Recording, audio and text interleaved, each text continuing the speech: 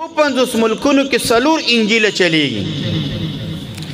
دا یو انجیل د بل نه مخالف دی ځکه هغې کې تحریف شوی دی، هغې کې تغییر شوی دی.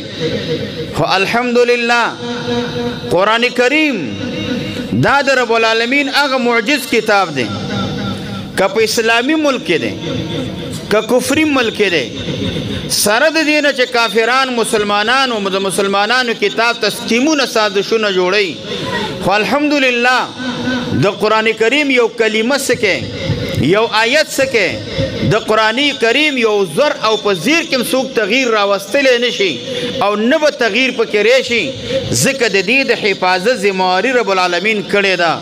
لیکن هغه مخکینی کتابونو کې تغییر او تبدیل شوی، هغه تغییر شوی دی، بدل شوی دی، تحریف پکې شوی دی.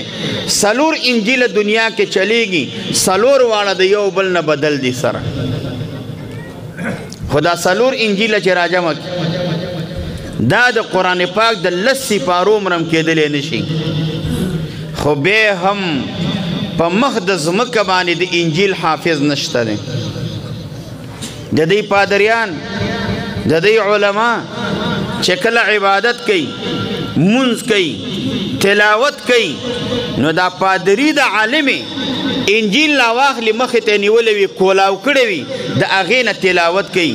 چې پادری کې عالم حافظ نشتا، په عالم کې حافظ نشتا، نو عام خلکو کې خو طریق اولا سره حافظ نشته دی.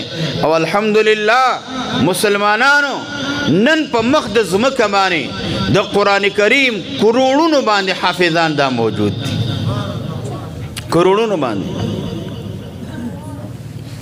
دا د الله پاک داسې عظیم برکتي کتاب دی، که دې سره تا تعلق جوړ کړه، دا قرآن کریم د ځان ته رانږدې کړه او د سینې سره دې ولګول، ته به ډېر د خیرونو او د برکتونو خاوند شي.